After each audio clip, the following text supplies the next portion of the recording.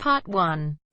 You will hear a radio announcer giving details of the evening's broadcast programmes. First, you have some time to look at questions 1 to 5.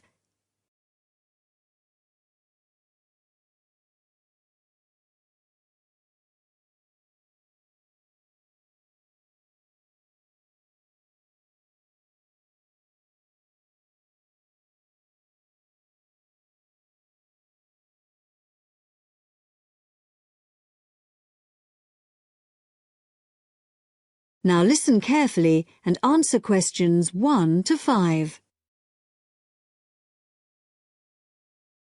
The time is 6:55 on Thursday, October the 15th. And now here is a brief review of this evening's programmes on Radio 6. Starting in just a few minutes, at 7 o'clock, we have the first programme in our new series, Animal Talk, a documentary with Laura Martins and Jeff Burns. And I'll be telling you some more about that in a minute. Then at 7:50 there will be a broadcast on behalf of the Rare Species Protection Group, telling you about some of the work they're doing to preserve endangered species. This will be followed at 8 o'clock by today's episode of Park Square, our drama series following the fortunes of a close-knit community in North London, in which Sunita begins to wonder if Carl has been telling her the truth, and Carl gets into trouble when a private email is read by the wrong person. At 8:30 we have our phone-in programme, What's Your View? Today's topic is the impact of the media, and you are invited to call in with your own views and questions on this topic. If you have a question for the panel, the number to call is 0207 815 422. This will be followed at 9 o'clock by news and weather, and then at the new time of 9:20 we have our Book of the Week, read by Graham Stanish. This week's book is a collection of Rudyard Kipling's Just So stories, which the author wrote for his children at the beginning of the 20th century, and which are now enjoyed by children and adults alike. This evening's story, entitled How the First Letter Was Written, is an imaginary account of the events that led to the invention of writing, involving a young girl called Taffy, and a series of misunderstandings that arise when Taffy sends the first written message in the history of the world. Before you hear the rest of the talk, you have some time to look at questions 6 to 10.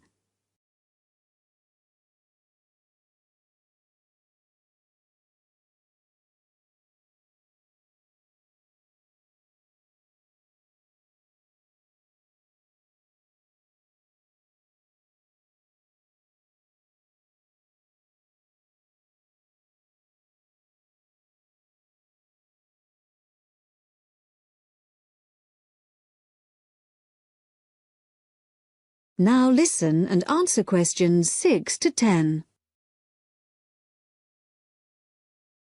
And now, some more information about our major new documentary series, Animal Talk, which explores the fascinating area of animal communication. Tonight's programme compares the communication systems used by two of the world's largest creatures, the killer whale and the elephant. Although these might seem like very different creatures, in fact there are a lot of similarities between them. They're both mammals, they both live in groups, and the social bonds they form are extremely strong. For example, when a new elephant is born, the others in the group will all gather round to greet it. They also live for a long time, like humans, and their brains are very large, which means that there may be room for something in there that allows them to process some type of language. In the programme, Laura Martins, who has spent many years studying the communication systems of whales, describes how although whales do have very good sight, like humans they mostly use sound to communicate. In the case of whales, this is because this travels well in water, where visibility may be limited. In the programme, you'll hear underwater recordings of the whale calls, but what we don't know yet is whether the whales are talking to one another, or whether the sounds are just to allow them to identify one another. Also speaking on the programme is Dr. Jeff Burns, who has made a special study of elephant communication. Elephants use all their senses to communicate, but as Dr. Jeff Burns explains, one way we are only just beginning to find out about is what has been referred to as silent singing. Sounds produced by elephants which are too low for humans to hear, but can be heard by other elephants. And did you know that another way in which elephants can hear is with their feet?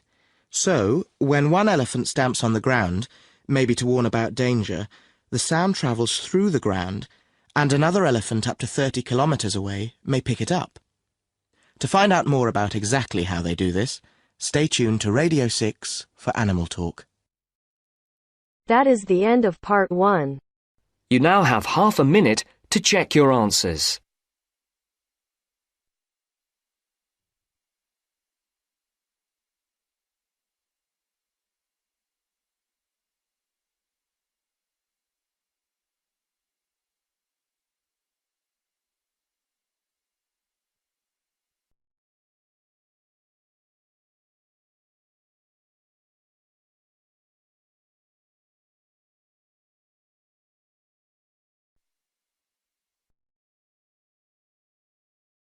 Part 2. You will hear the head teacher of a school giving a talk to parents about some new classrooms. First, you have some time to look at questions 11 to 14.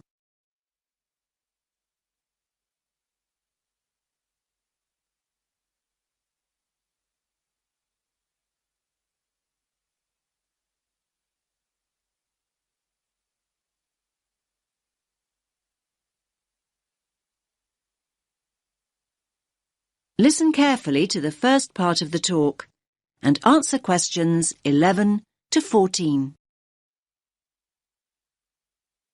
Good evening, everyone, and thanks for making it along. I know how busy you all are with term coming to an end. As you know, the aim of this meeting is to show you the plans we've got to add 2 new classrooms and how that will affect the playground. Now, I've heard that quite a few of you are worried that there'll be hardly any playground left, but I want to reassure you that that's not the case at all. I think there's been quite a lot of uninformed talk going on, and people have started worrying unduly. I certainly hope I can dispel any of your concerns this evening. Firstly, I have a plan of what the school should look like, which I'll project onto the screen. The school governors and the developers want to hear your feedback before making final decisions. Your feedback's very important. When I've gone through the plan with you, you can ask questions and we'll discuss those queries in detail.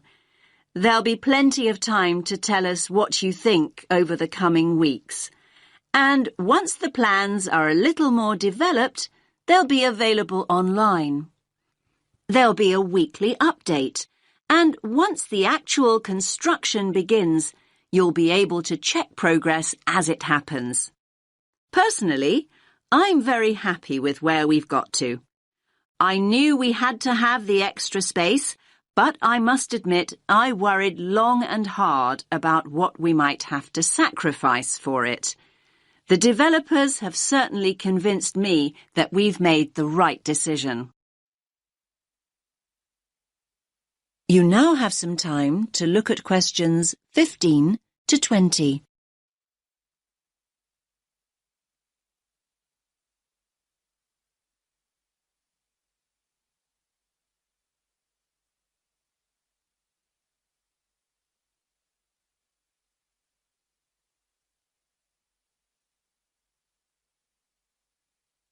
Now listen to the rest of the talk and answer questions 15 to 20.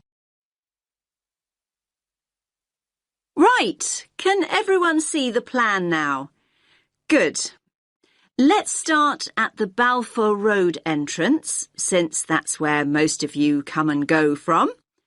The Farley Road entrance and lower playground won't be affected at all. Now, as you come into the top playground, the 2 new classrooms will be on the right. There'll be a new gate, and the steps down will be rebuilt. There'll be a ramp for disabled visitors too. On the plan here, only the parts of the building affected by the plans are shown. I'll explain why the hall is marked on later. So, as I said, The new classrooms will be to the right of the entrance and, as you can see, will take up very little of the playground space. We feel the Year 6 children need their own area away from the younger children. So, this one on the left of the two rooms will be the new Year 6 classroom. As you can see, there's no direct entrance from the playground. The plan is to include a small entrance area here from the playground for coats and boots and so on. Entrance to the classroom will be from that area. There'll also be an additional entrance to the hall from this cloakroom, so children will be able to get to the hall from two different directions, from inside the main building and from the new entrance area. I hope that's clear. Now, as you all know, the hall doubles up as the cafeteria at lunchtime. One of the rumours I heard was that we're planning to dispense with the cafeteria and open up a snack bar. I can categorically state that replacing healthy school meals with a snack bar is not remotely in our thoughts. The other new classroom, that's the one with the playground entrance here, is going to be an exciting new venture for us. That's because its principal use will be for the preschool and after-school clubs. More and more parents want that facility outside school hours, and we need a dedicated space to run these activities. I think there were also worries about the nursery school, though I'm not really sure why, to be honest with you. I can tell you now that the whole area on the other side of the main school building will be totally unaffected. The nursery will continue operating as it does now. There will be a couple of smaller constructions, modernisation work really, down here on the other side of the top playground. Cycling into school is getting more and more popular, so we're replacing the old bike sheds with a brand new bicycle bay. There'll be space for 60 bikes. The children's toilets will also be modernised, and the children will be able to enter them from inside the school building rather than from the playground as they do now. There'll be brand new staff toilets in that part of the building too, I'm pleased to say. So, I hope that's at least started to allay a few fears. Take a few minutes to look at the plan that I'll get out of the way. Then I'll answer a few questions if you have any. Does that make sense to you?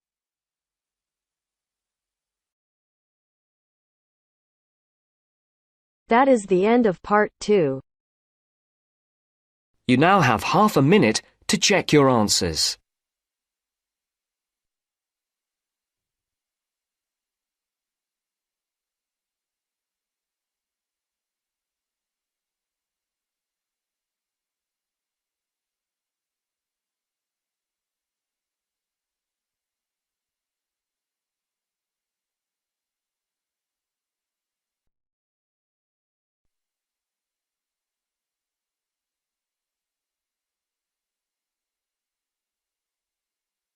Now turns to part 3. Part 3. You will hear a woman called Phoebe, who is training to be a teacher, talking to her tutor called Tony about research she has done in a school. First, you have some time to look at questions 21 to 25.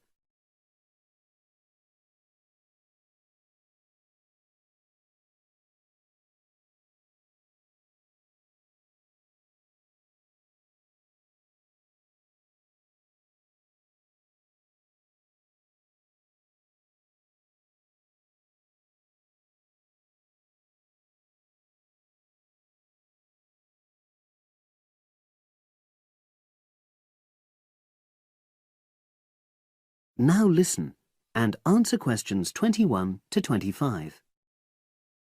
So, how did you get on with your school-based research, Phoebe? Well, it was exhausting, but really valuable. Good. What was the specific focus you chose? My title is attitudes towards study among 11 to 12-year-old pupils. Right, and what made you choose that focus? Well, that's a bit difficult.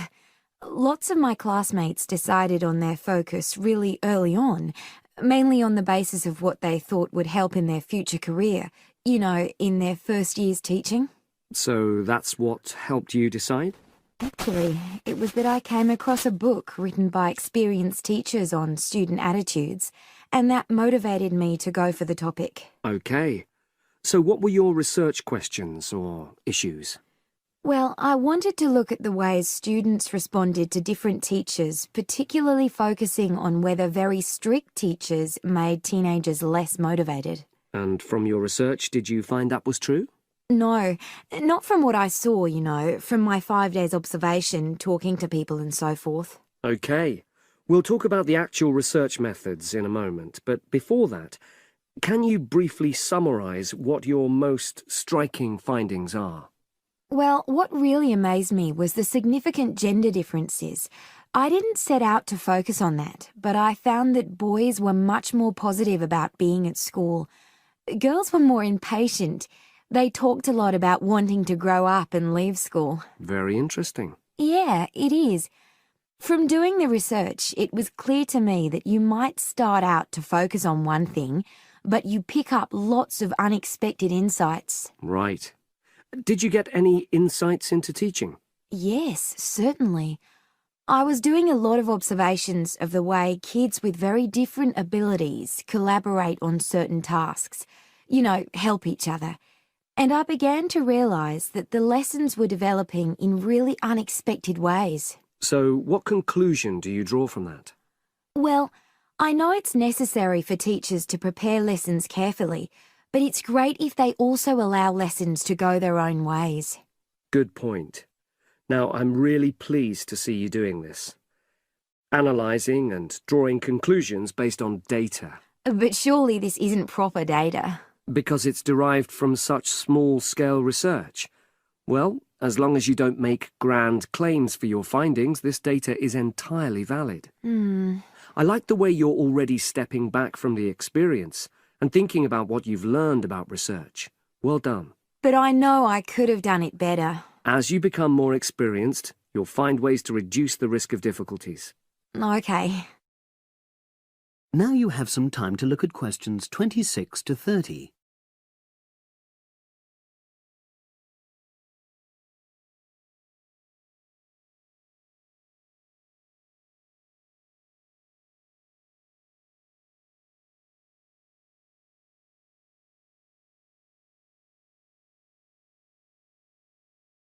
Now listen and answer questions 26 to 30.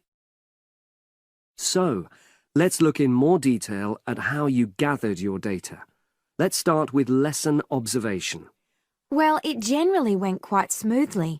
I chose my focus and designed my checklist. Then teachers allowed me into their classes without any problems, which surprised me. It was afterwards that the grueling work started. Yeah, it's very time-consuming, isn't it? Making sense of analysing your observation notes. Absolutely. Much more so than interview data, for example. That was relatively easy to process, though I wanted to make sure I used a high-quality recorder to make transcription easier. And I had to wait until one became available. Right. And did you interview some kids as well? In the end, yes. I talked to 10, and they were great. I'd imagined I'd be bored listening to them, but... So it was easy to concentrate? Sure. One of the teachers was a bit worried about the ethics, whether it was right to interview young pupils, and it took a while for him to agree to let me talk to 3 of the kids in his class, but he relented in the end. Good. What other methods did you use? I experimented with questionnaires, but I really regret that now. I decided to share the work with another student, but we had such different agendas it ended up taking twice as long. That's a shame.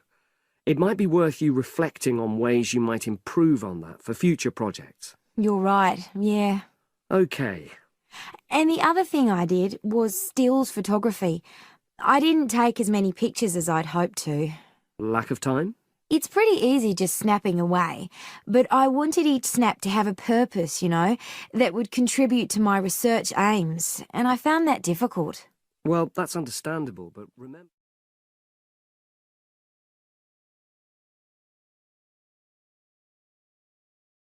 That is the end of part 3. You now have half a minute to check your answers.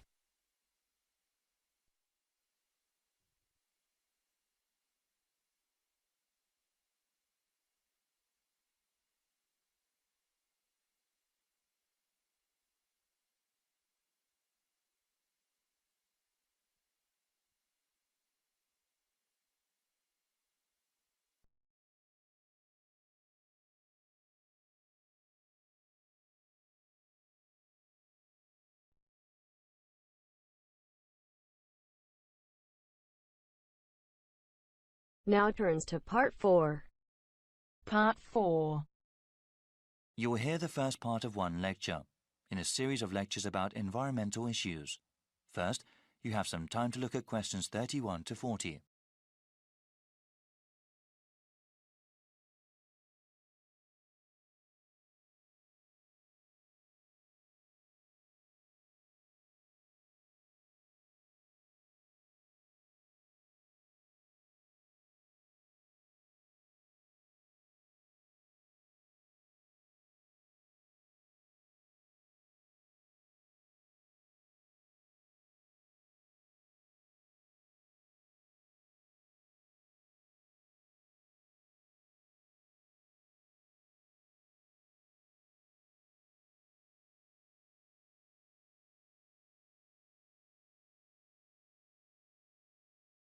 Now listen carefully and answer questions 31 to 40. In this lecture series, we have been looking at the most pressing environmental issues that the world faces. One of those issues, global warming, has become very fashionable to talk about in the past decade.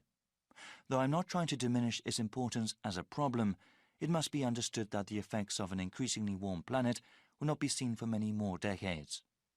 One problem affecting the lives of people right now is the scarcity of water.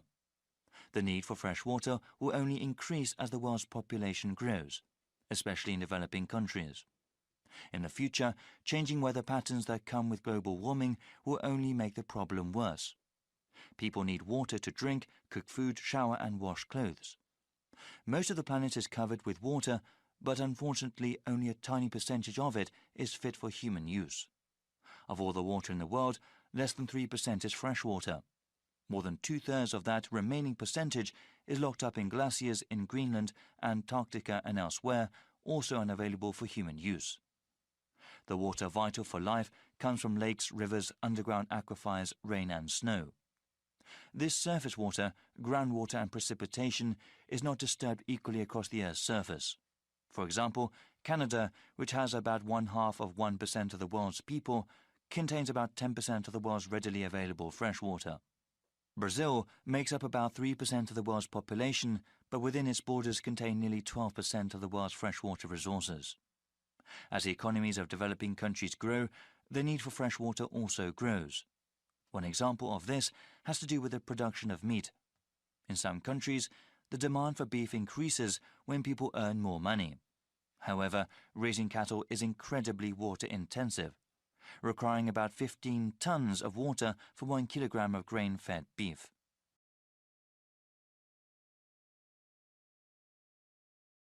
The scarcity of water has a direct impact on human life. When people are forced to walk many kilometers to the nearest source of fresh water, it may take hours away from their day. This, in turn, takes time away from school or from other productive work that helps the general economy. A number of solutions have been proposed to deal with the scarcity of water. Some of them are technological, like the construction of desalination plants. These plants convert brackish salty seawater into water fit for human use. They are very expensive to operate and maintain, though, and cannot meet the world's growing demand for water. Other kinds of solutions involve only a little technology or involve modifying individual people's habits. In a rural part of India, a village facing water shortage started collecting rainwater. A simple system allowed them to save water that fell over a large area and use it during dry periods. In the suburbs that surround the cities of developed countries, house owners are using xeriscaping techniques. The main purpose of xeriscaping, unlike traditional landscaping, is not to use supplemental irrigation. This requires the use of plants, shrubs and trees that are appropriate for the climate. In dry areas, this means planting ones that use less water. In the future, many countries will need to use a variety of these techniques in order to provide enough water for their citizens. Water security will be of utmost importance to those governments, especially in areas that are politically unstable.